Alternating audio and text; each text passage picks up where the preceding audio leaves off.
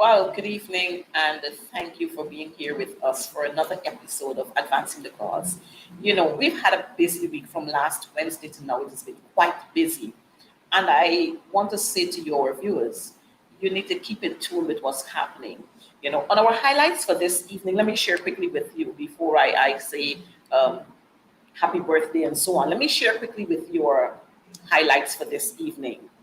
We saw the murder of educator, comedian, actor, whatever you want to call him, Corwin Mars, and then we've noted too that a suspect would have been apprehended. And then we saw the brutal assault of a police officer by two young men. Thankfully, they too they've been placed before the courts, they've been remanded. And on this note, I want to say very quickly the swift action with which the police operated in terms of bringing those two to the courts and them being remanded. I'm wondering, why is it when teachers are being assaulted that the police and the court, they don't act this fast? I needed to throw that out there. And then we saw Junior Halley charged for the murder of his wife. This young man who stabbed his wife 13 times at the Alpha Hotel. Well, he's been charged for murder too. We have also an elderly man who was found dead at the Groot in Iflat. I am not sure what is the other of the other information surrounding that find, but that elderly man was found there dead. And then we saw reports of a visiting Guyanese who died by accident on the west bank of Demerara. And so, folks, I'm saying this to say, I'm highlighting these issues to say that something is definitely wrong in our society, and we should take stock of what is happening. Our society has now degenerated to a place of lawlessness. And if we are not quick on this and we don't act, then you know what's going to happen? All of us are going to be condemned. All of us are going to be consumed. All of us are going to be affected. And so we've got to get on the ball, throwing our shoulders to the wheel. The church, the home, the school, the Ministry of Education, the Ministry of Social Protection, government by extension, and everyone else. We've got to throw our lots in to ensure that these ills, we don't see them parading across the society as if it's a free-for-all. And then just this afternoon, we saw a shooting incident on the coast of Essequibo, on the Essequibo coast. More details are going to be coming on that one. But our program for this evening says, our caption says, the judge says yes and Jagdio says no. And this is crazy. We have the judiciary, and they're supposed to be dealing with the laws and making judgment based on what is provided by them. But yet we see the politicians intervening, and they want to direct the judges and the magistrates how they ought to operate. And you know what we find funny is that these people are the ones who talk about democracy and transparency and accountability and care and love. Yet when we see a judge making a ruling, we're seeing this government deciding that they are going to appeal on that ruling. But we'll have more of this as soon as I bring my guest in. This evening, I'm going to be sharing the stage with a former educator, and but he's still a politician, a trade unionist, a former teacher, and all of that. We're going to be sharing this stage with him. We're also going to be sharing this stage with a member of parliament. He's also the chairman of the PNCR, the Honorable Sherwin Holder. And we're going to have passing through the Honorable Christopher Jones, who's going to be passing through a little later on. But I'm going to invite our guests to come right in. MP Sherwin Holder, and we're going to have Mr. Dennis Jaikaran, who's going to join us pretty soon. Comrade Holder, it's good to have you again on Advancing the Cause. I know this is a forum, and no strange forum for you. And when you come here, I know that our folks, our viewers out there, they are given the kinds of information that is being withheld by this government. I want to start off by saying welcome again. But like the caption says, the judge says yes, Jagdio says no. And this this has to do with the ExxonMobil and the gas to shore project that we're having, and care for not only our people, but care for their economic activity. And we're talking here about oil spill and how do we protect our Guyanese folks who are working with this company and our waters. Your opening remarks, and then we'll go a little more into what we want to talk about. All right, thanks for having me, and a special good night to you and your viewing and listening audience. On the issue of, well, I like the topic. Because the judge says no is what the court says no, and Jack No, the court says yes. The court says yes, and Jack Deal says no. There couldn't have been a better caption for it. You know, we make a little fun of it, but by no means it is a light matter to deal with. It is a very serious and worrying issue that is developing. We will have to track it as the days go by, but as it is now, we know that the court would have ruled against the EPA. I like to put it this way, that the court ruled against the EPA because, in fact, the challenge was against the EPA not enforcing their obligation, right? And the court essentially, for those who are now joining and trying to have an understanding, this was a matter that was brought by some folks in civil society. I believe it's the president of Transparency International and another renowned international oil and gas and other matters lawyer. And court has been engaged for some time. I believe the matter was filed sometime late last year. And it came up for judgment just recently. I believe it's a week ago. And by no surprise, Justice Sandil Kissoon found that the EPA was not honoring their obligation, in the sense that there is an agreement, a permit between the EPA and Exxon, well, the oil companies as a large body. There is an agreement, there is a permit there. I think that permit runs for about 2 years or so. Then it expires, and then you have to renew that permit. And that happens for all the various oil fields. And so in that permit, there is a specific clause which speaks to insurance. And there are two parts of it, basically. The first part speaks to the subsidiary, EEPGL, providing insurance, the normal insurance to cover, and it specifies what it has to cover.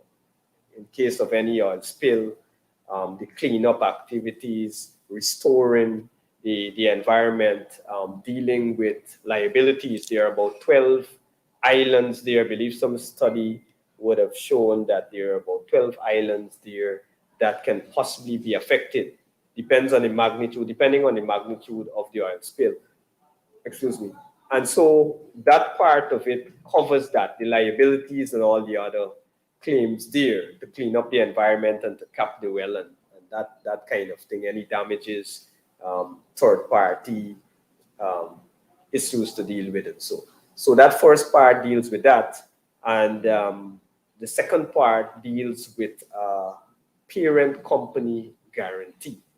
Now, what it means is that anything over and above the insurance that is taken out by this subsidiary, the parent company guarantees that they will deal with any expense over and above that guarantee. And that is the specific clause that the judge zoned in on. And the judge found that EPA, while this clause exists, EPA was not enforcing it.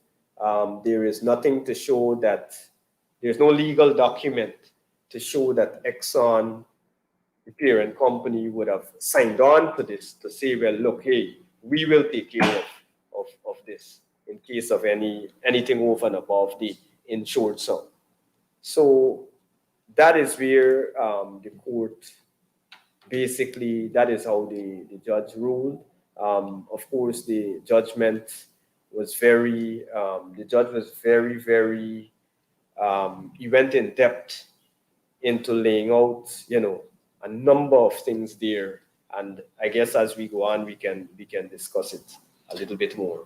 But you know what I find, Sherwin, I want us to talk about the judgment that would have been passed, where the president of the transparency agency and so on, they're looking at insurance and a guarantee for us that just in case we have an oil spill, then our people, the effect that it's going to have on our people, it's not going to be twofold. In that, this here, when you look at the whole thing, it talks about affecting your economic activities, your livelihood.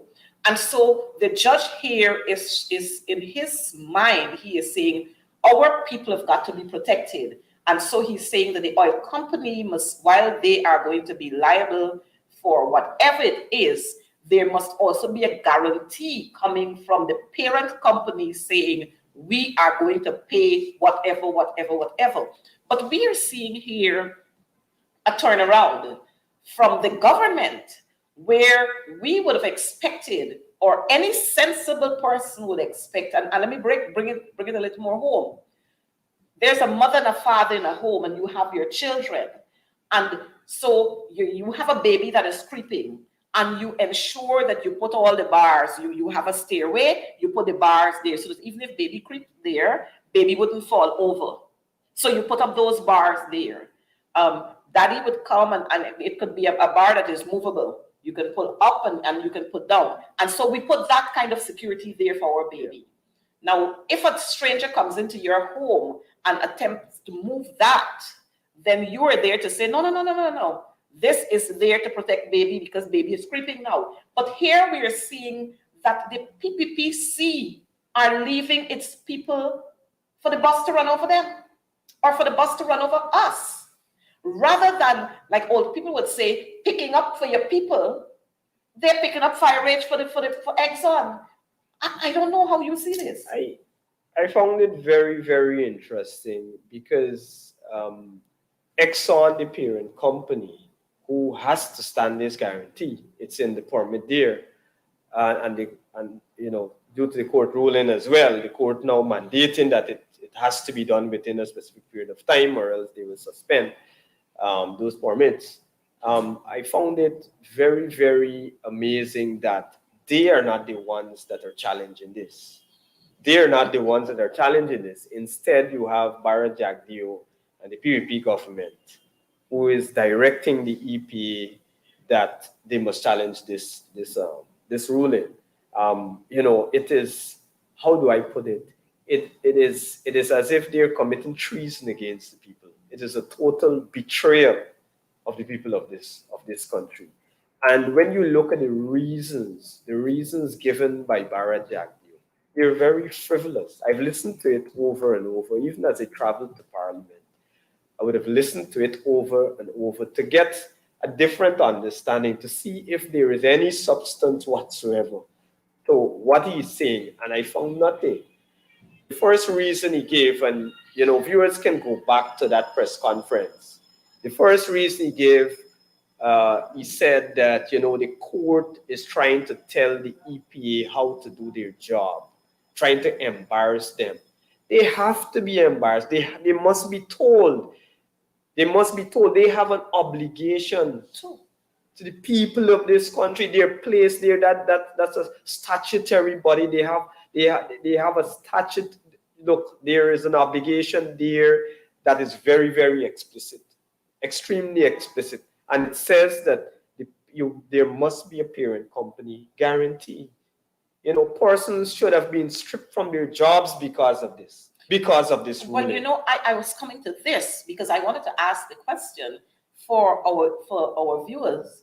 The EPA, who paying these people? Are these Guyanese nationals who are holding positions there? And how are they paid? Or whether they are foreigners, and if they're foreigners, who paying them? Well, I could say about whether they're foreigners, whether they're local Guyanese, however it is, however they operate, they're being paid from work offers. And so they're answerable. They're answerable, just as Jack Dio and all of us as politicians are. They are answerable to the people of this country. So you're actually saying that the EPA is a work creature, or a creature of us. Exactly. And so they ought to abide every step of their journey, every path that they are going to move on. They have to abide there, bearing in mind that the interest of the Guyanese people come first. Yes, naturally, that is what we expect. Determines the That premium. is what we expect from the there's EPA, nothing but apparently which ordered something the Environmental Protection Agency to something issue is going differently at that an enforcement notice organization, of and it's providing not only in this security permit. We see it for happening its with operations other in Sable permits. Block. We've seen it with Jagdeo, the oil however, and said that gas. the judge's ruling was grounded on The gas to shore misinterpretations. project. We've Attorney seen General it Anna with Nanalal them already granting indicated that the other matter is up for appeal. no objections Though to Jagdeo other is correct in his statement, other former EPA projects, boss Dr. other Vincent controversial Adams, projects believes where the Vice persons President within may the have been communities misguided are by objecting and they're several going clauses right outlined in ahead the and granting. 2016 So, production sharing agreement. to my He mind, also there, recalled remaining there's costs. something bigger than the If SO EPA Exploration happening and here. Production Ghana Limited, Clearly, EEPGL, is not able to Jack offer Dio and unlimited EPA financial are assurance, then its handing parent down company, instructions to ExxonMobil, these must people, and provide an they're unlimited parent hamstrung. They guarantee cannot to cater for function. They unplanned cannot events such as an perform. oil spill. Look, I According to looked at, Jagdeo, I EEPGL, read in the Exxon's newspaper local their subsidiary, initial agreed to the response, provision of a and it was $600 clear million to me that insurance policy, they were saying, which well, they are the required to pay judge a premium. made his ruling, the If that court premium made their ruling, increases, then the and so government we is have to required to abide by pay that. That this was my from Cost interpretation Oil, of he what told the reporters. representative of the EPA said. I guess just coming out from the court. From the court after the judgment. But then within minutes, you had Bharat Jagdeo on the television saying something else. You had Anil Nandalal saying something else, essentially giving a directive, a straight directive. So what do you expect them to do? $600 million well, that is Sherman, there. Anything it over and leaves above one that, to the wonder parent company whether has to sign it. So there's no, this whole thing about the vice premium is a president. one As a matter of fact, company let me start with the vice guarantee to president cover first. everything and above One that. would have expected the president, there's the person nothing who called sits as like president, that in the world to of come out and make a insurance. statement. His But we statements don't came on the see heels that of a recent person ruling making handed statements. down by We High Court always Judge hear the Saad vice Sassoon, president. We always which see the ordered vice the president on Environmental press Protection conferences Agency to making issue statements. ExxonMobil And an enforcement as notice serious of as providing this unlimited issue parent guarantee is, for its one would have operations in the Sable expected Block. that the Jagdeo, Attorney however, General said that the judge's would ruling so was grounded on advise the president as he misinterpretations. ought to. Attorney General Advise the Anna Nanalal president already that the indicated that the ruling matter is made up by for this appeal. judge Though here Jagdeo is is for the correct in his benefit statement, of the former Guyanese EPA people. boss Dr. But Vincent we are Adams, clearly however, believes seeing the vice that president these may have people. been misguided by several clauses So outlined the in the three Fs 2016 is an production elite sharing group, but it's an agreement. elite group. He also believes But the Jagdeo did not masses are the scrutinize ones who continue to suffer and will continue to suffer,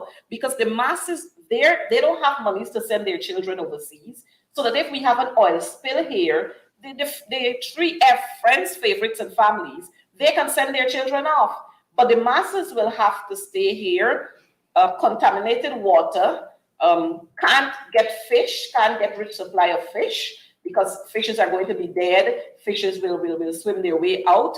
We are going to have a whole host of illnesses popping up. The stench is going to cause those who are suffering from asthma and other illnesses to raise its head up. And we're going to have a whole full flock of people in the hospitals that we already can't control and administer proper health care to the people the few who we have there. And if we have an influx now, then you know what is going to happen. We are going to have what I can term a second COVID in Guyana. Why aren't these people seeing it from that aspect? Listen, the answer is already within your statement. These people are about friends, family, and favorites. Obviously, there's something to be had from this whole arrangement. There is something. It just doesn't make any sense. I look at the newspaper comments every day. People are asking, The government of Guyana is appealing this matter in whose interest? Today we tried to discuss it at the parliament. The speaker simply said that it's sub judice, and that was the end of it. You can't discuss it at parliament. They're appealing a ruling that we should be overjoyed about. It protects us as a people. You mentioned the fishing industry. The fishing industry serves thousands of fisher folks. Outside of the fish, getting the fish, fisher folks, it is an employment for people, thousands of people. You cannot replace an entire industry in this manner. And you know, I want to make this point. It was the coalition that placed this type of language into the permit. We can say what we want about the contract. We can agree to disagree whether it was good, it was bad, it was in between.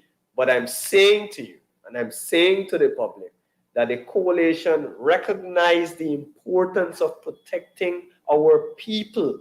And so we had that clause placed in there for a reason with very specific language. Now, Barajagdio goes off and attempts to mislead the people.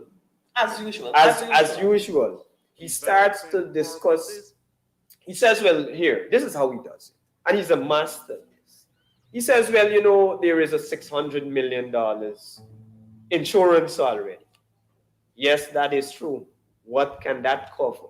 We're okay with that. We're happy that there is $600 million. At least it should cover something. But what could it cover? When we look at the various oil spills across the world, what would have occurred?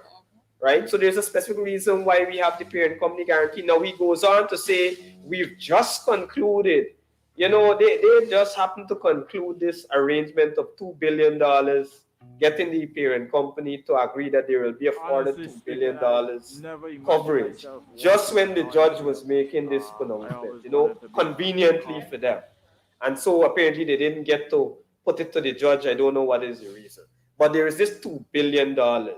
And then the third thing he goes to is that you can levy on the assets of EPGL. Now, those are the fourth thing. Let me get to the fourth. This is the major one. He comes up to say that we wanted unlimited insurance. Now you're putting a dollar value to it.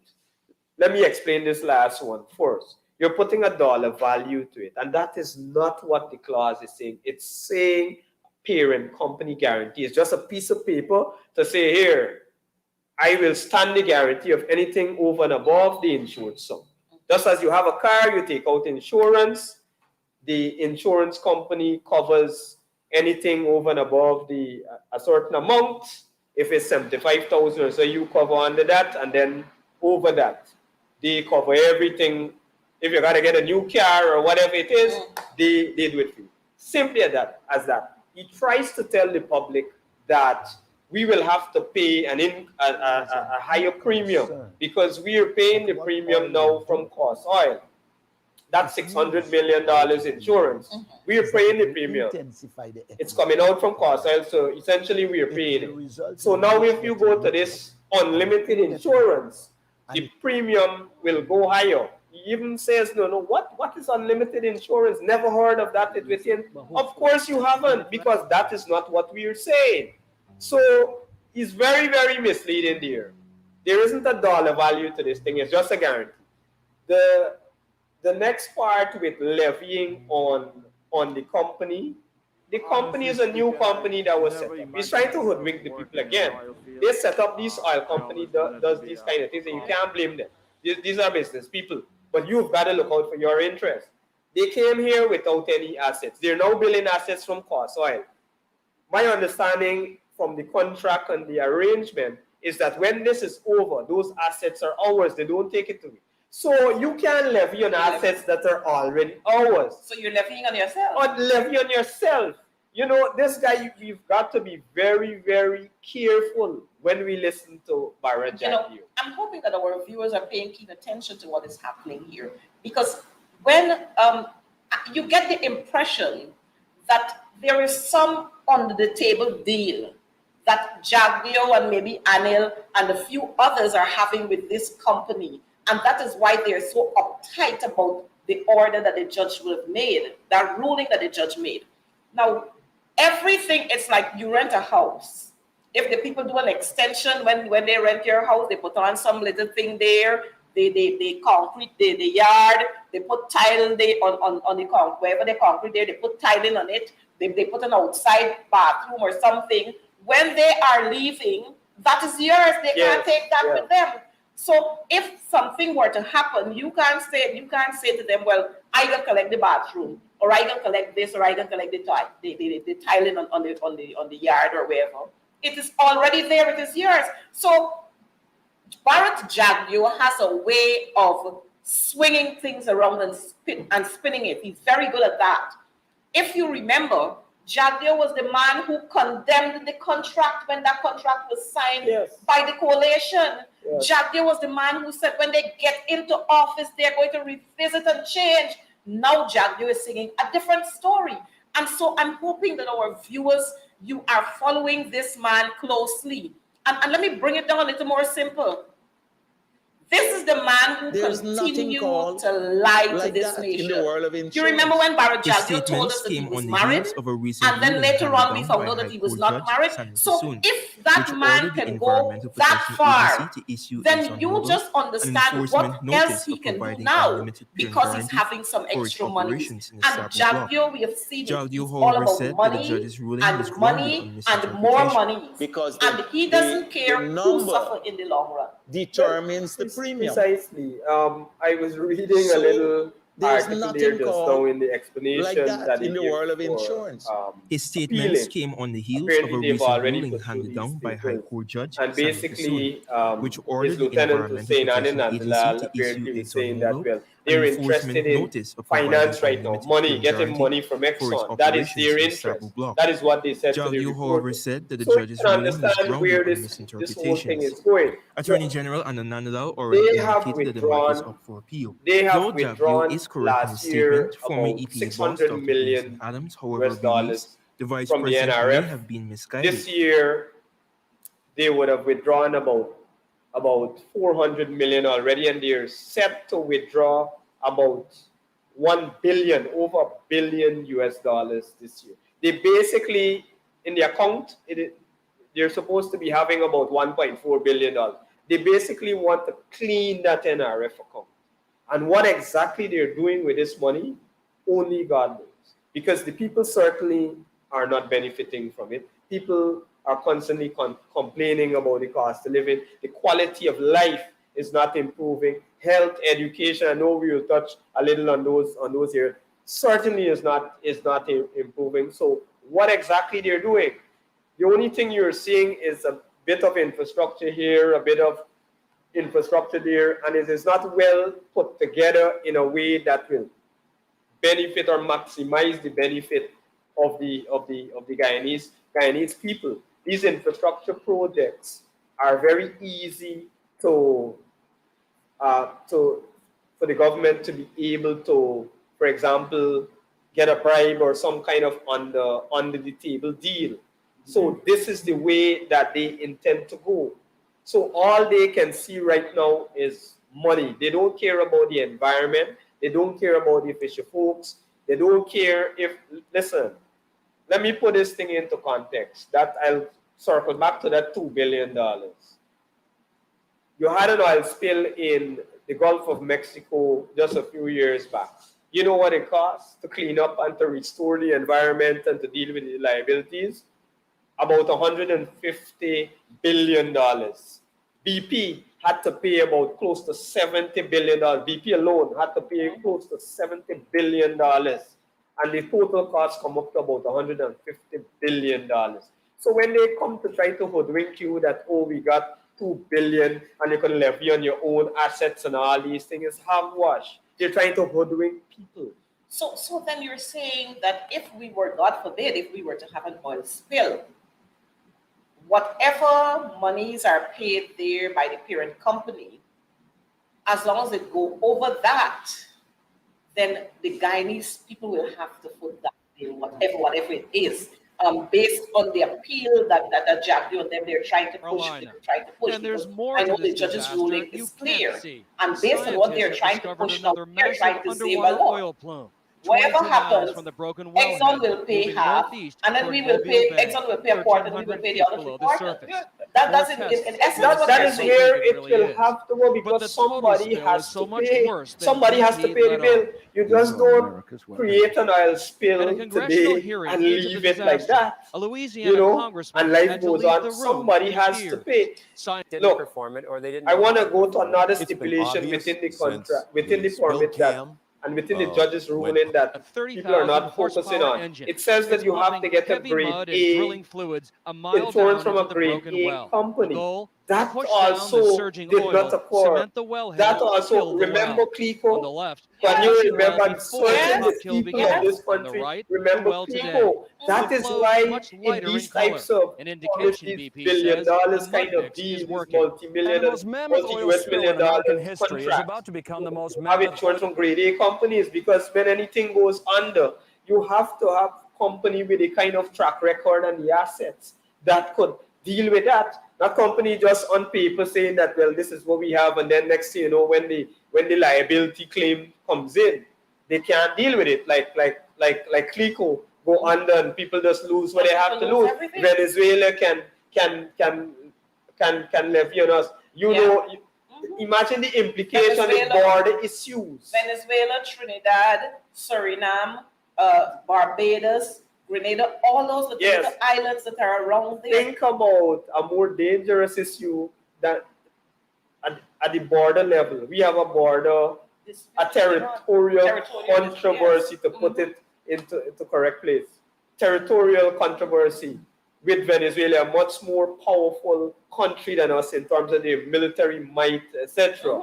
Suriname, we can remember when we had issues when we began to and so these are very serious matters. What can happen, what the Guyanese people can expect is that all the earnings that we would have garnered from oil can evaporate. We can kiss our oil industry goodbye should some serious oil spill. And you're forgetting to say that we could very well become, we could be levied upon. Venezuela could decide to take Essequibo. Suriname decide to take the Caribbean. And the middle here, which is Demerara, maybe Trinidad could collect it, because we would not be able to pay them for whatever damages is being done. We can be left poorer, way poorer than we already are. Because you know why? If you track, and this is another issue for a different discussion, the quantity of loans, the number of loans, and the size of these loans that this government has been taking over the last 3 years they have been in government. So we can lose our oil industry, lose the fishing industry, obviously at the same time, have a big environmental disaster, have countries challenging us for damages, all kinds of liability claims coming in, and then we're still in debt with the loans that we have to service. Then poverty will go sky high, because with all the oil revenues that we're getting, we have seen coming from those international reports that poverty has increased in Guyana. Now, if we were to have that, then you are going to be out of a job. I'm going to be out of a job, because we're not going to have children who can come to school, especially if their fathers are operating in the fishing industry. Those whose fathers are farmers, because the oil spill will affect all those areas. Boats will not be able to operate. Maybe buses and everything. If you look at it, this is a serious business. It will shock our economy in a way that we have never seen it. The thing is, we are going to those large vessels that come into this country to bring those containers, to bring oil, to bring vehicles, to bring when we get the cooking gas and all these things. All of that is going to be affected. So what exactly will happen to our people? We are going to have a little Haitian state here, or a part of Venezuela here, where our people will go hungry. Crime will increase higher than it is already. Prostitution will increase. and the poverty will skyrocket. I don't understand, and I wonder on several occasions, who is really advising these people? Who is really advising them? If Anil can't do the job, then they need to put Anil in a corner to sit, and they need to have persons who are qualified to advise them properly. Coretta, respectfully, I do not believe that Bharat Jagdeo thinks or believes that he needs advice from anyone. He controls that party. He's the paramount leader. He controls that industry. We see the president cannot even have his own press conference. He cannot have, the president has not spoken a word on this grave issue, on this court ruling. He has said absolutely nothing on the important issues. He said absolutely nothing on the issues that matters. What is being done, he's being sent to England, albeit he went with a suit that, you know, we can say whatever we want to say and have a good laugh on it. But he's not doing anything serious. And that's why he can go, he feels that he can do whatever he feels like, dress however he feels like when he goes to these functions, because he is becoming more and more insignificant on the serious issues. He goes out there and checks. I saw him out there yesterday or today, walking down Tiger Bay area, checking some blocks and posing up, and he went to Pleasance and walk around with the children, the school children. That is what he does. He's not governing this country. He's not governing that oil and gas industry. I doubt he has any clue that what is happening there. So Bharat Jagdeo doesn't need anyone around that will challenge him. He feels that he's some kind of czar. He knows it all. And then when his back is against the wall, he apologizes. You know, Sharon, it's just disgusting. And I'm hoping that our viewers are getting a clearer picture with regards to the seriousness of this whole issue of an oil spill and what this government is actually attempting to do to us. We have our children. We have our lives to live. We have generations to come. And if there's an oil spill here, as we were saying, why is it that when the judge is saying yes, Jagdeo is attempting to say no? Why is it? Now, like you just said, we have a president who I don't even think he understands that he's the president of this country. I think he understands that he is a runaround boy. He goes here to take photos with these set of people. He goes somewhere else to take photographs. He goes somewhere else. And that's all that he's doing. I remember when the coalition were in office, they used to chastise President Granger then that he doesn't hold press conferences. But all I'm seeing this president doing is walking about all over the place, taking pictures, and then you see him go on a live, and the live sometimes doesn't make any sense, because when a president is going to tell you he feels like going into the cemetery at whatever time in the night, I don't understand. So the president seems to be suffering from something, and we need to find out what that is. But what I know is that whenever he goes around the place, if it's not a case where he can't pronounce words properly, it's a case where he's making a whole lot of empty promises. And then when he gets into office, Jagdeo would say to him, who tell you to say that? I didn't tell you to say that. And then that goes on the wayside. But on serious issues, we have not seen the president coming out on these issues. And I'm going to step off of this oil and gas and the judge's ruling for now to jump to this other one. We have seen a high official in this country, the permanent secretary of the Ministry of Home Affairs. We don't know all the circumstances and all the issues that would have collaborated to form this big concert, let me call it that. But what we know for sure is that her mobile phone was seized and confiscated. Her visa was revoked. But we've not heard coming from this government any sensible statement as to why this has happened. And even though there are calls for her to be sent on leave, nothing of the sort.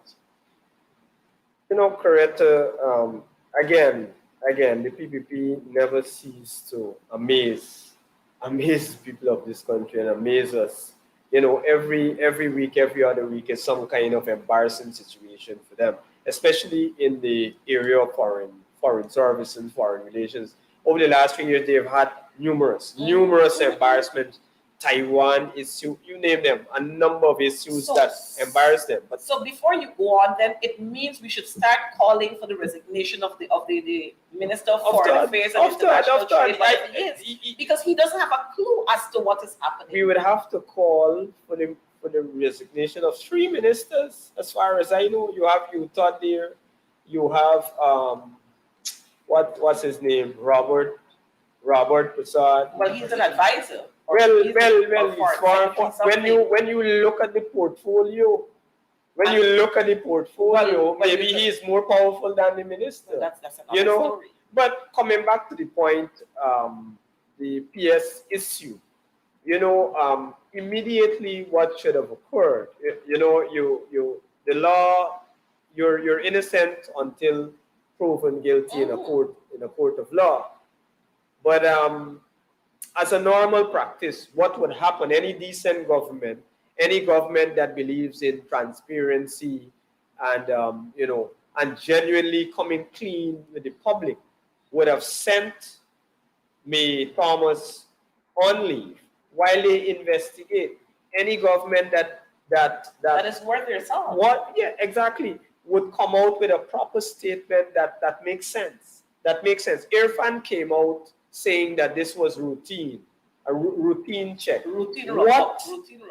What is routine about the highest officer in that ministry, a critical ministry as Home Affairs, that normally interfaces with diplomats and have this, a whole lot of diplomacy and diplomatic activities occurring there. They're handling that.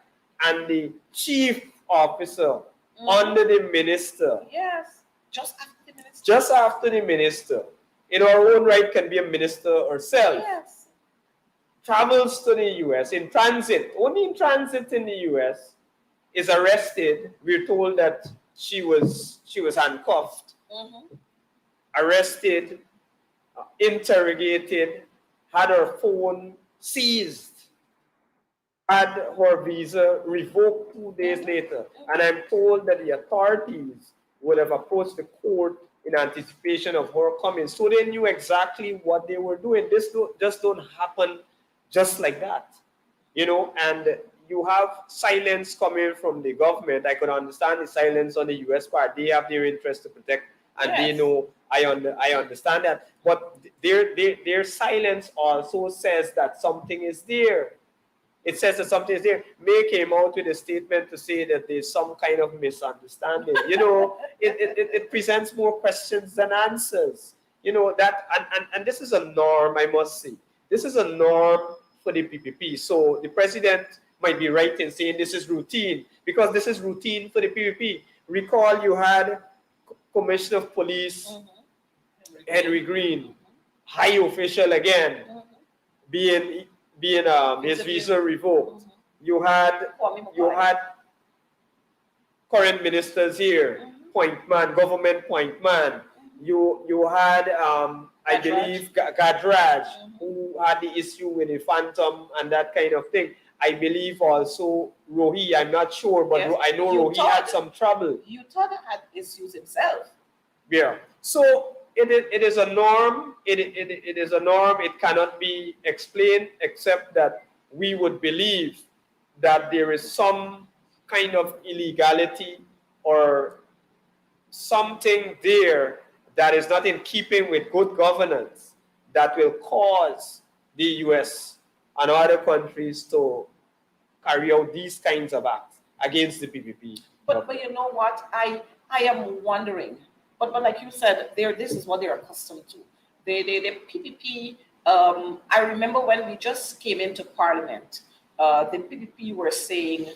I remember Darren Lang said they were buying bangles. They were buying bangles to put on the hands of coalition supporters and former coalition ministers and so on their hands. But he didn't realize that the bangles that they were attempting to buy, that the people in the US and elsewhere, they're waiting on them. As a matter of fact, I need to point out to our viewers that our friend Ali himself has issues because he was banned from going to Canada. I don't know if that issue has been resolved by now, but he himself was banned from going to Canada. Additionally, he had 19 fraud charges. He had 19 fraud charges. We see the minister within the Ministry of Finance having charges brought against him too. And these are the people who want to come around to lecture other people on morality and honesty and decency and transparency when they themselves cannot stand or withstand any form of the same things they want to lecture other persons about. Now back to May's issue. This issue with May is not a local issue. This is on an international scene where her picture was blasted on screens all across this world. So everybody knows that this is a high-ranking official from Guyana. And this government, this illegal government, well, because they're illegal, so everything that they do, they feel comfortable with all the illegalities. Yeah. So they don't have any sense of decency amongst them. And we as a Guyanese, we as a people, we have to call these people out. We have to call them out because for the simple reason, if a public servant's name is mentioned in some act of corruption, immediately that officer is sent on administrative leave pending for the investigations. Here is it, well, maybe they're afraid to approach the US. Maybe that's the problem. They're afraid to approach the US. So they can't send her on leave awaiting any further investigation. Or maybe it's a case where she probably knows too much. And so if they send her off on leave, then that is going to open a can of worms and she might start spilling more beans because I'm sure she had to say something to the US authorities. And if they do that to her, maybe she might start talking about, what she did and what she didn't do. But on a more serious note, this is the young lady who is responsible for visa applications, for granting work permits, for granting, she has a part to play with regards to the licensing of weapon, granting license for weapon. Now, it leaves one to wonder whether in all of these transactions there were corrupt activities going on. And maybe the US might have been watching her, but what we noted is that a little bit of the release we got said she was traveling with a large amount of monies that she did not declare. Now, this in itself is saying how dishonest this young lady is. Yeah, well, for starters, as I understand it, there were a lot of question marks when it was announced that she would become the PS, and question marks in terms of her qualification at that time. I'm not certain if there were question marks on the character itself, but I know for certain there were question marks there. So I would start there. But the PAP has a way, Coretta, of protecting. They have this clique. Look, the vice president himself has fingers pointed against him in the Sugate scandal. Well, we know Irfan Ali has 19 fraud charges. You have a number of other PPP officials there, high-ranking officials. The names. We got Leslie Ramsamy, who authorized the purchase of the spy machine. We got Darren Lal, whose name was called in craziness with a UN representative. We got Gajraj. We got they had this guy at Naubat, whatever was his name. Yes, yeah. He had issues.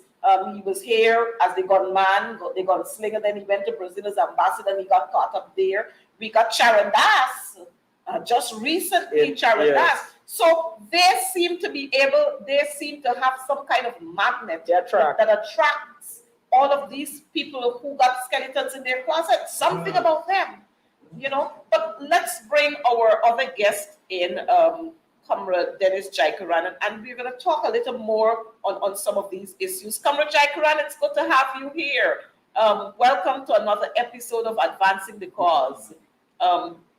We're not hearing you. Could you check your mic? Good night. Right, so we're hearing you now. We were talking about this whole issue where the judge said yes and Jagdio is saying no. You want to give us a little cap on that before we get into what we want to talk to you about? All I'm going to say on that, I was listening to the program and I thought that my colleague, Shorin, the member of parliament, could have covered it completely. But my little bit to that would be that once you do that, there are things you have to hide. Because if a judge would have made a ruling, and the ruling is not against the government, but an agency of the government, which is the EPA. And mind you, it was not the APNU that took the agency to court. Those two persons were respectable or are respectable persons. And therefore, the presentation of what they did there in an effort to cause that decision to be made, I thought the judge made an excellent decision. And now to bring that judge down based on an excellent decision is to say the least about what Jack Day was thinking about. Well, Comrade Jaikaran, you know, being an educator, once a teacher, always a teacher. And so I'm going to throw you right into the education bus. We have seen the David G buses. They have been rebranded, renamed. Some of them, they've been sprayed over and all kinds of things. And we're seeing quite a lot of them being parked on the road. While that is happening, we're seeing quite a lot of our school children being stranded on the road. Your thoughts? All right, let me start by saying that that was an excellent initiative by our comrade leader then, Comrade David Granger. Now, when the PPP got into government, the first thing they did was to ensure that they all together put away those kinds of transportation. And so I believe that two things happened there. One, the color of the buses, and the second thing, the name of the buses. But the color of the buses and the name had nothing to do with the purpose it was serving.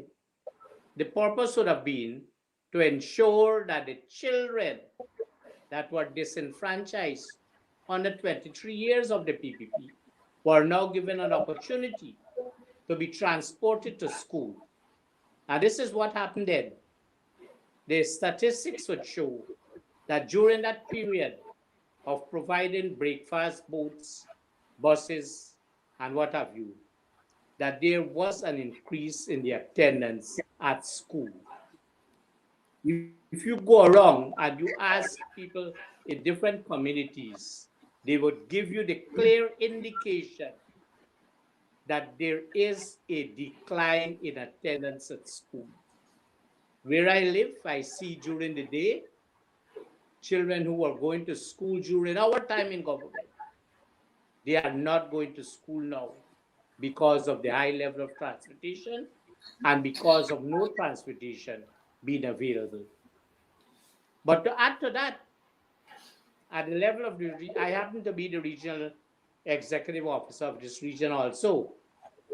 And when I came to this region, one of the buses was already been sabotaged. And the second one would have already been halfway through as it relates to being sabotaged.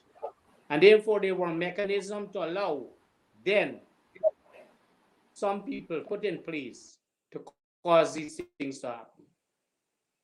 And so the issue about transportation now not being provided for our children is having an effect, a negative effect on our attendance at school.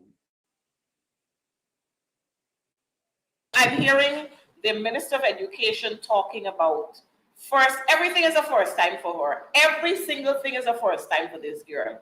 First time the grade 6 pupils are going to be having breakfast and lunch. First time this, first time that. But look at the lunch she's talking about. Look at the quality of the lunch that she's talking about. You know, she doesn't post these on her Facebook page, but we'll show you the ones that she would usually post on her. This is what she would post on her Facebook page. Let's see the other one, operator. That is what she would post on her Facebook page. But operator, you need to come bring us to the two first ones. Let's go back to the two first ones. You don't see this here being posted, but it's first time. First time. Now, I want to remind the Minister of Education before you come in there. I want to remind the Minister of Education that they sat in office, like you said, for 23 years and the children got nothing. When the coalition came into office, the children got hot meal, not bread that's stale, and the children are accustomed to the little butter that is going to be dabbed on it, or the peanut butter, the little cheese paste that is going to be dabbed on it. The children were having hot meal, not the slam dash little rice with a couple of grains of corn on it. So this minister, we have to reorient her, because everything is first time for her. First time students are going to, the children are going, the pupils in the primary school are going to have all their textbooks. First time, I don't know where she was schooled, but something seems to be wrong with her. Your take on that before we bring our other guests in. All right, let me say about this breakfast. Before this was introduced during our time, there was this biscuit and milk feeding program. And what we did, because I was then, again, regional executive officer for Region 3. So when we get together, we would know that there are recommendations. And so there was a recommendation from the hinterland region. One would have been Region 9. And what was it? That they use fruits that is compatible with milk. And so that gives further nutrition to our children. And so this thing about what was shown there to me just now as thing, it is a set of carbohydrates. But what we were concentrating on was a balanced diet for children in the different geographical locations and the different schools of this country. So this thing about the first time, that is a myth, so to speak. Every time I hear her, it is the first time this is happening. Maybe it is the first time CXC is right now in this country. And maybe it's the first time National Grade 6, National Grade 9. I don't think she understands that there was a National Grade 9 examination during our period in government, because you are not hearing about that. A National Grade 10 examination preparing the children for CSEC. And so what would have happened in this region, I can point to this region, Region 2, that the children that came out of Mainstate, Tapakoma, Kapui, that were attending the Anna Regina Secondary School, and when the dorms would have been opened at Aurora Secondary, every time those children that were traveling from these locations and further came to these schools, they were given a breakfast and a lunch every single day. So in addition to the children that were residing in the dorms, the traveling children from these locations were given breakfast and lunch. So maybe when she hears about that the next time, she might come to Esquivo and sit with the children in one of those dorms and say, this is the first time the children who are traveling are receiving lunch and breakfast. Well, I think we might. Go ahead, sorry. Yes, that is what I'm going to say about this first time thing. And historically, we have been providing for our children. Well, I think we might have to. Yeah, we know about free education from nursery to primary from 1976 until they stopped it. We know about that. Right? And during that period, there was a feeding program, also extensive feeding program throughout every school in this country, nursery and primary school. Maybe she probably grew up in the continent of Myconi Creek, so she doesn't understand what happens. But we'll get to a little more of that. But I wanted to say on the humorous side, I wanted to say that maybe we'll have to play the song First Time Ever I Saw Your Face. I think it's whatever is her name. We'll have to play that song for her, and we'll have to rebrand her First Time. But joining us, like I said to you earlier, is the Honorable Christopher Jones, and we're going to be talking about local government. And it's what all of us are going to be talking about this evening. Honorable Christopher Jones, I know this stage is no stranger to you, no strange stage to you. And so we're always happy when we have you around. Tell us about what's happening for local government, because I recognize the Vice President, Barrett Jagger, saying, we can take away New Amsterdam, we can take away Linden, we can take away Georgetown and Bartica, and everywhere that the coalition usually take over, they're going to take over. Tell us about what's happening here for local government. All right, so thank you very much for having me, Coretta, and good night, viewers. Good night, Chairman of the PNCR, Comrade Sherwin, who will up. And Comrade Dennis Jai Karana all the way on the SC Cribble Coast.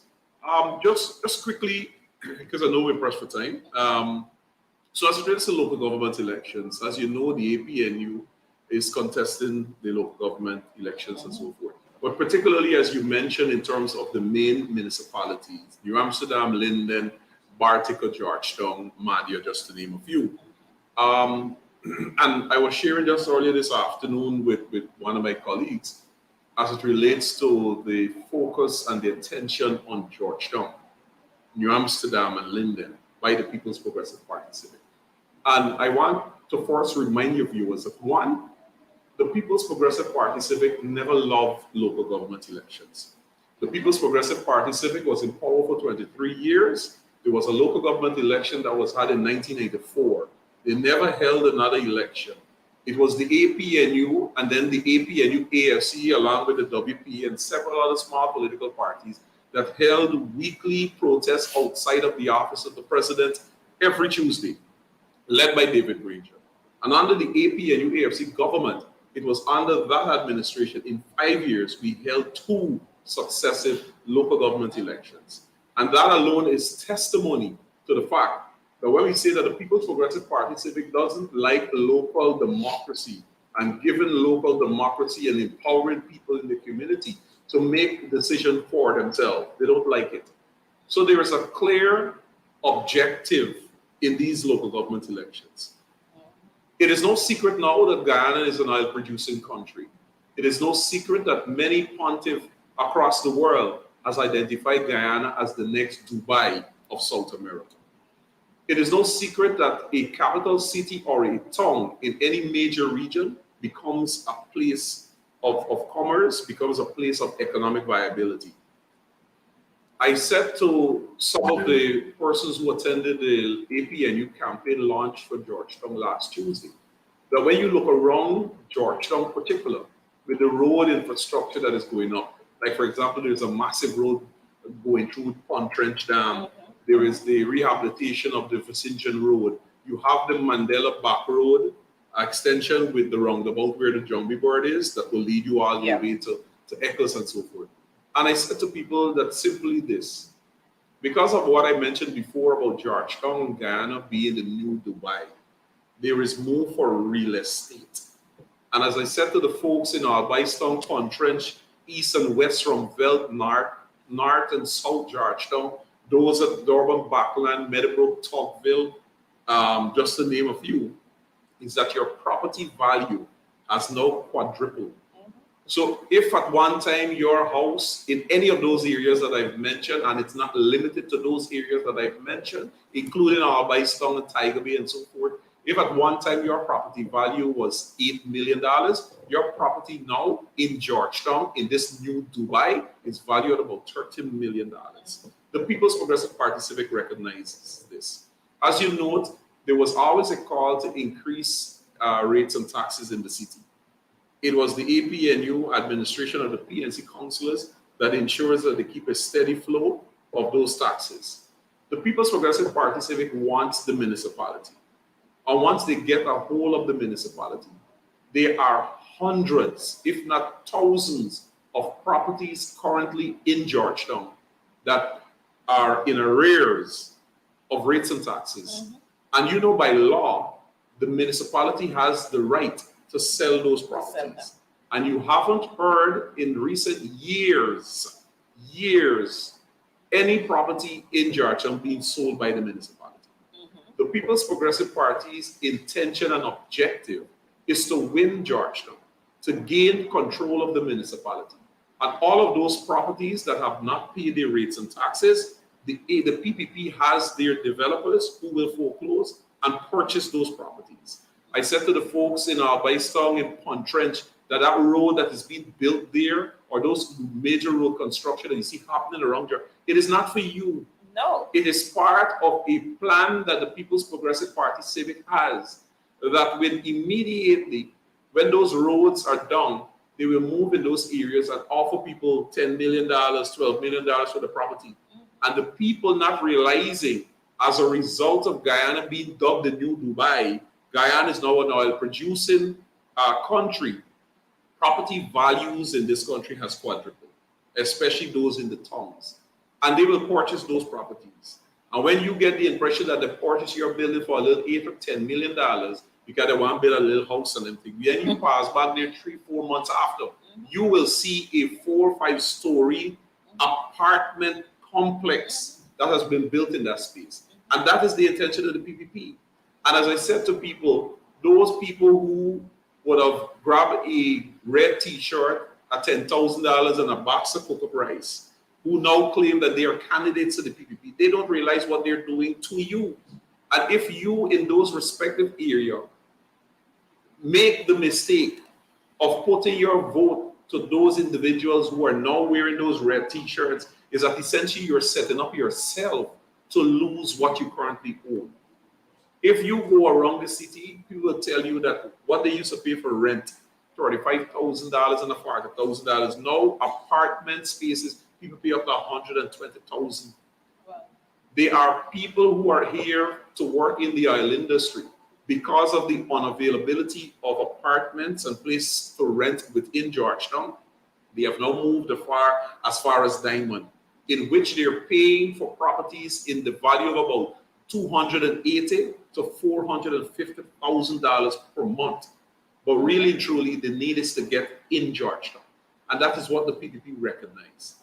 All of those developers that I mentioned, they would have already scoped up various parts of Georgetown that they want.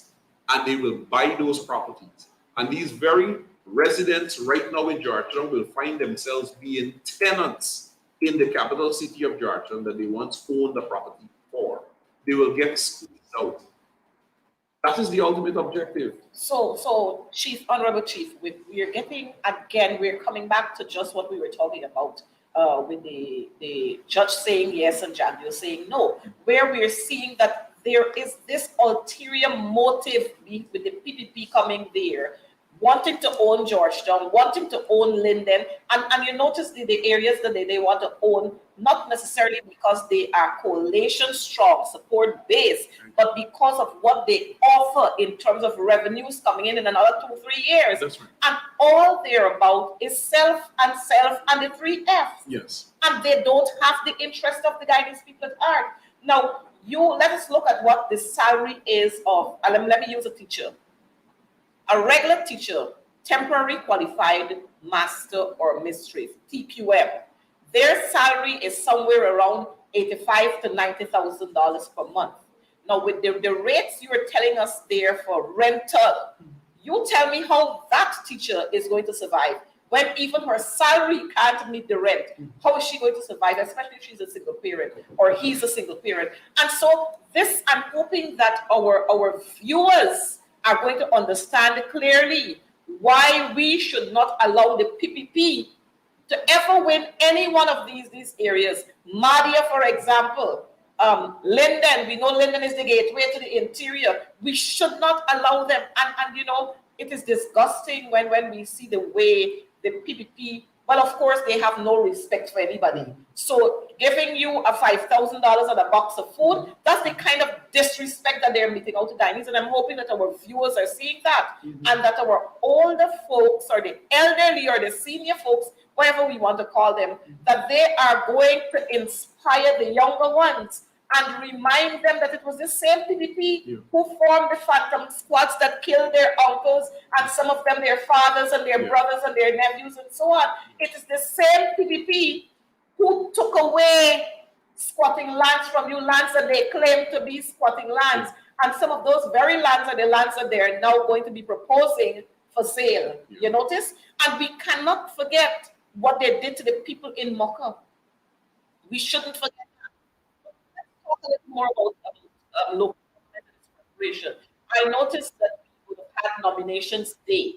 And I'm not sure if we have Comrade Jaikaran still there. But if Comrade Jaikaran is still there and will take from the Honorable MP Holder 2, tell us about your preparations in Region 2. Well, thank you, Coretta. First, I want to say is that as a party, we believe in local democracy. The PPP doesn't. I think Chris would have expanded on that enough. We believe in democracy, local democracy, to the extent that we believe that it is the people within these local areas who should be managing their affairs. So as a party, that's long been our position, and that is why we support local groups. We have party members in some cases decide that they want to run separate or they want to run as a group, and we have no problem with that. We endorse them because that is what we believe in. Yep. But we've also said that we know the nature of the beast that we're dealing with, and you and Chris would have elaborated on the beast, on some aspects of the beast. And so for that reason, as a party, we've decided, notwithstanding the issues, I'm sure we'll get to the issues of the clean voters, this, etc. Notwithstanding that, we will participate with the sole purpose of securing, first and foremost, our strongholds. So Georgetown, Linden, New Amsterdam, and the other towns, the other strongholds that we normally win in some constituencies, we will campaign extremely strong in those areas. Comrade Jaikaran, could you tell us how ready is the Essequibo Coast for local government elections? All right, let me join my We can't hear you. So let me join my party chairman to say that in Region 2, the PNC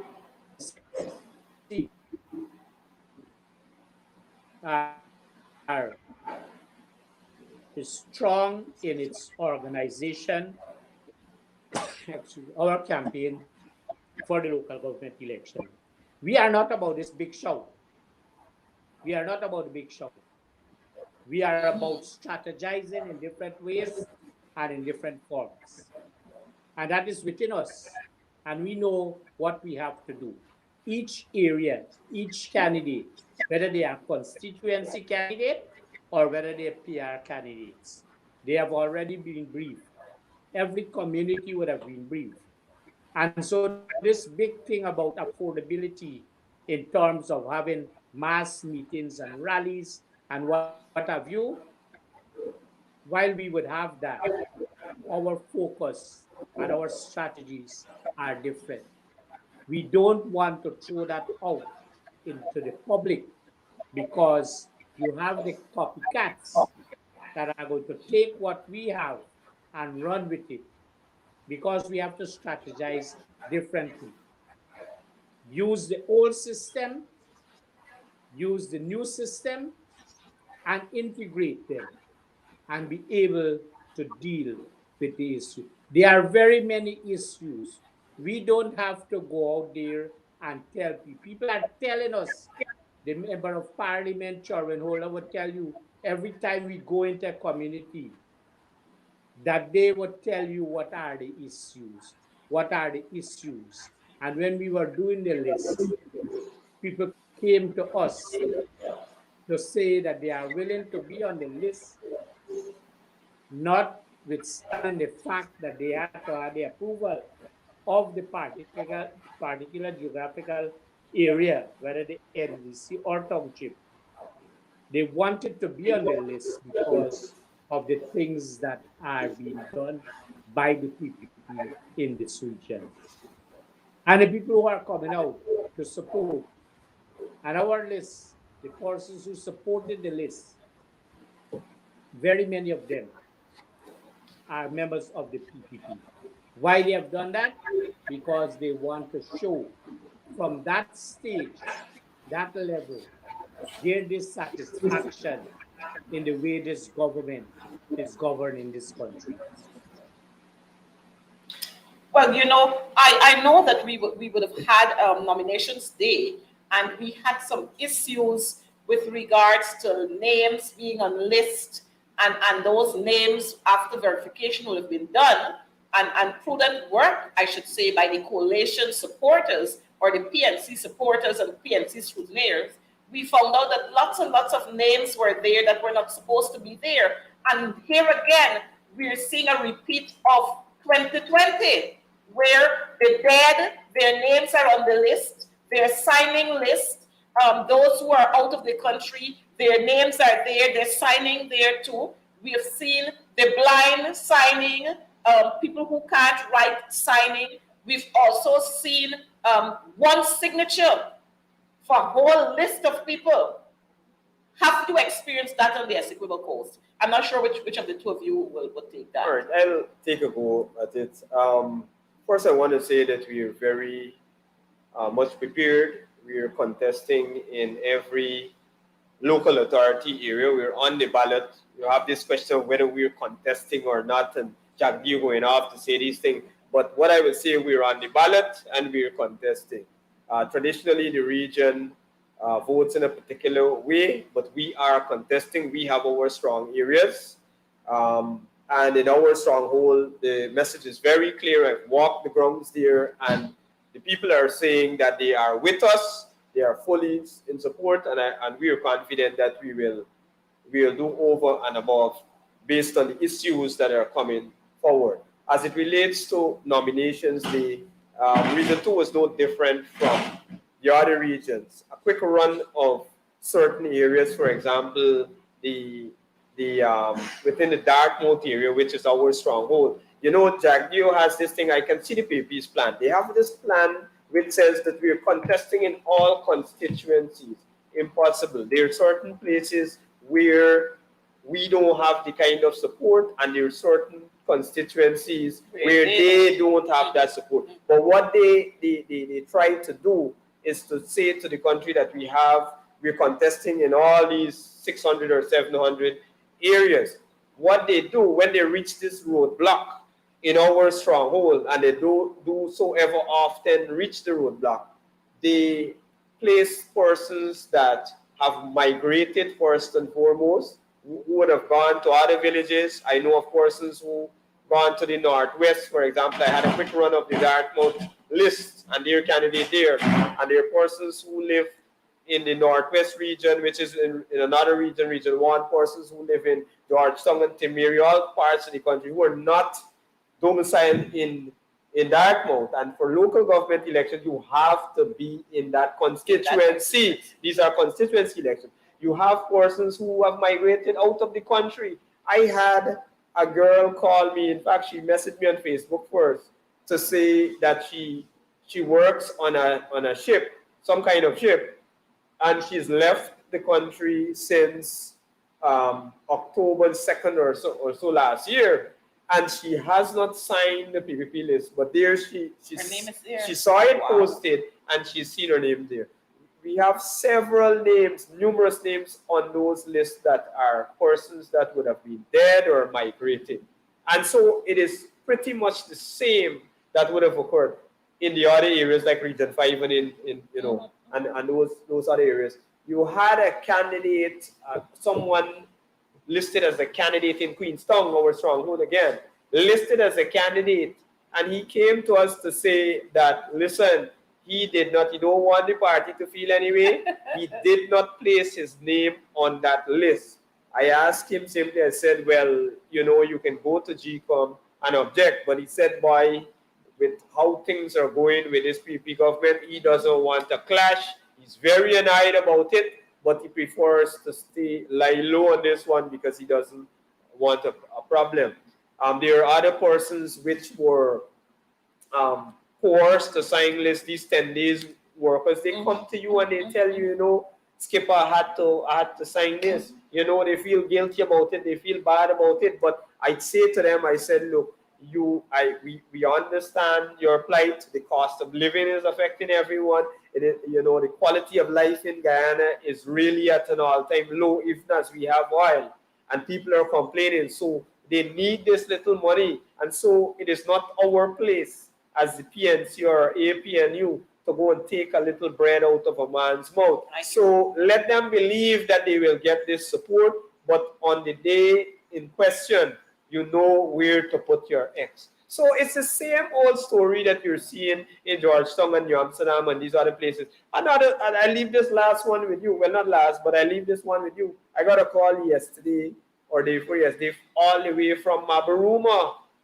Someone called me there to say that the vice president went up there, and what they did and what they're doing is the RDC is now sending out invitations to prominent persons, and some of them Afro-Guyanese, who they know support the coalition. They send, you know, I've seen your person like the vice president coming, you might have certain issues that you want government to address. And so they target you. They do not say what is it that you're going for. But when you turn up there, it's really a campaign meeting. He puts on that vice president hat when he goes up in the invitation aspect. But when you come to the actual meeting, it is the general secretary, a campaign meeting, and then your picture is taken, your photo is taken, and you're placed, you know, you see this diversity, and we love all of you, and this one Guyana. Yes, that is what the PPP do. They're very deceitful. You cannot trust them. I know our time is counting down on us, but Comrade Jaikaran, if you were there, I noticed the president was in Port Kaituma. I think it was yesterday. He was in Port Kaituma, and he was telling especially the trainee teachers there. I saw him taking a photograph with them. Like I said, he's a photograph boy, but I saw him saying to the trainee teachers that pay adjustments and housing are going to be included in the comprehensive package for teachers. Let me say to our viewers, before you come in there, let me say to our viewers, pay adjustments is always a part of the proposal that GTU would put forward to the government. For the last 23 years that the PPP were in government, as a matter of fact, since 2006, the new proposal that was drafted since then, it was finalized into the final document and signed. When we signed that agreement, housing was involved in that. There was a revolving housing project that was supposed to have been started, and we had a slot there that talks about giving house lots to teachers. During Jagdio's reign as president, that never came off. Donald Rabatar came, and it never came off. So I don't know, like everything is first time for these people. So they're coming again now to tell teachers who don't know that we have a comprehensive package for you. Your take on this one? Or let me say, and some people would say, let us trust the discourse. People would have said that already. Hi, people in the GTU, to say, let us wait until they meet, excuse me, the next time when they invited the GTU for discussion. I say to you that nothing is going to happen. Nothing new. Nothing new. The same old thing is going to be there. And in an oil-rich economy, where you talk about educating your masses, and because the Guyana Teachers Union, we have, and notice I'm saying we, because I'm teacher and teacher always. Yes. We mold the nation. How do we mold the nation when we are not giving to those who are delivering education at a different level what they are supposed to get in an oil-rich country? Early on, I heard a MP speaking about the drying down, the taking out from the Natural Resources Fund of the $41.6 billion. How much of that our teachers are getting.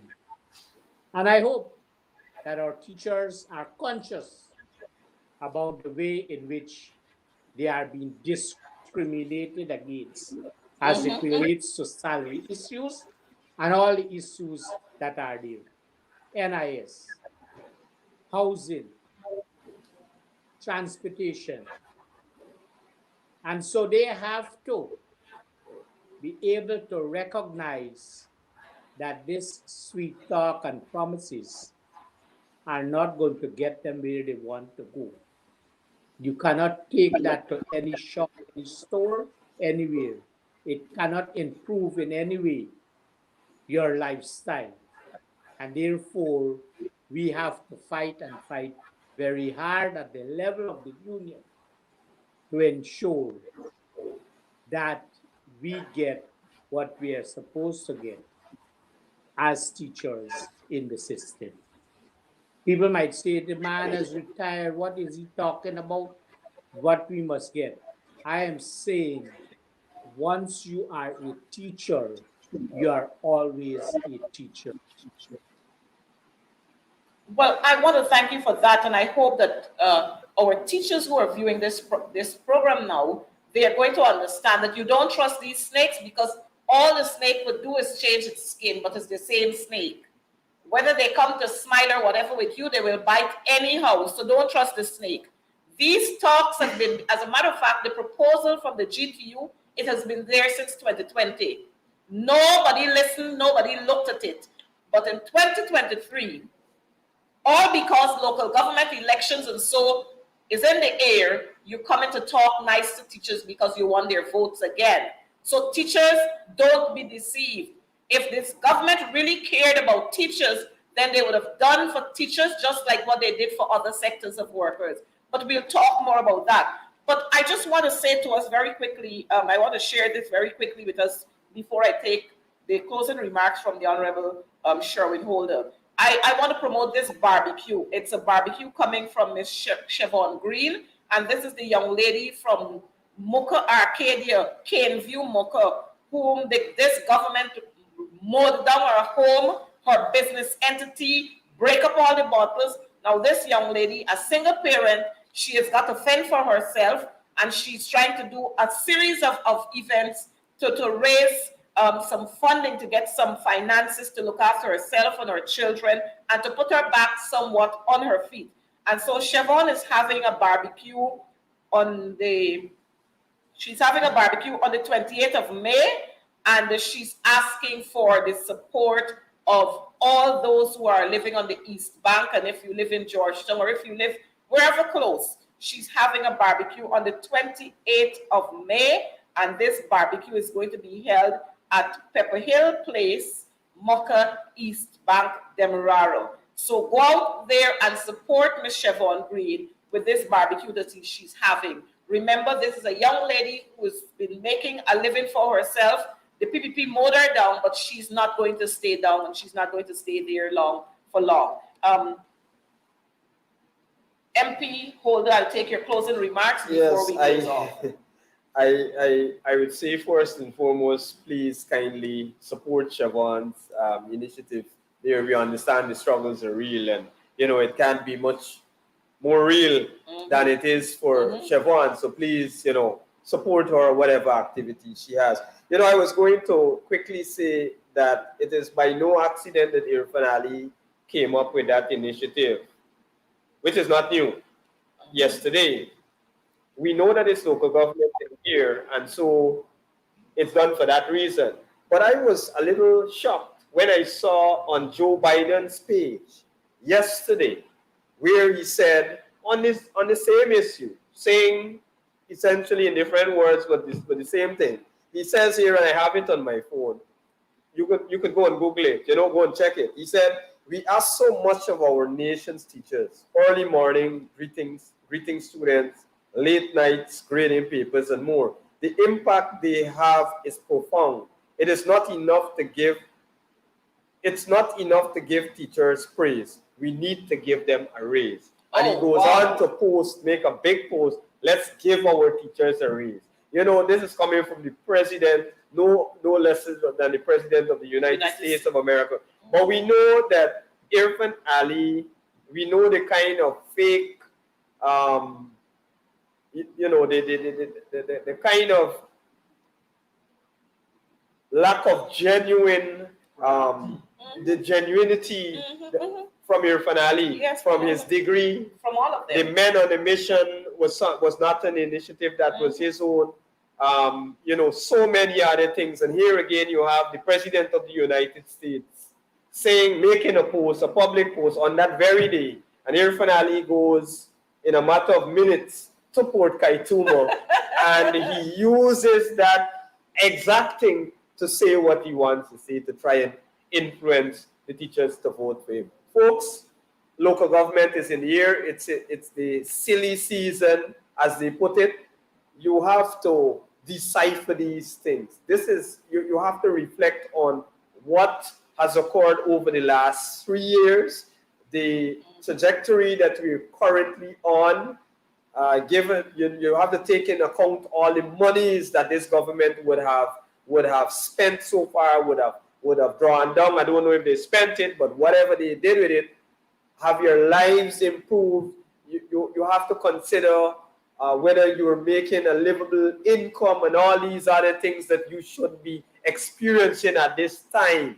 And don't be fooled with these juicy, you know, offerings that you're coming with, these one-off offerings that you're coming with at this time. Take them, it is yours, but when you get to the ballot, you know exactly what you have to do. The coalition offers so much more. We have our policies, our programs out there. The leader of the opposition is always out there laying out what is our plan, what is our programs, what we want to do for you.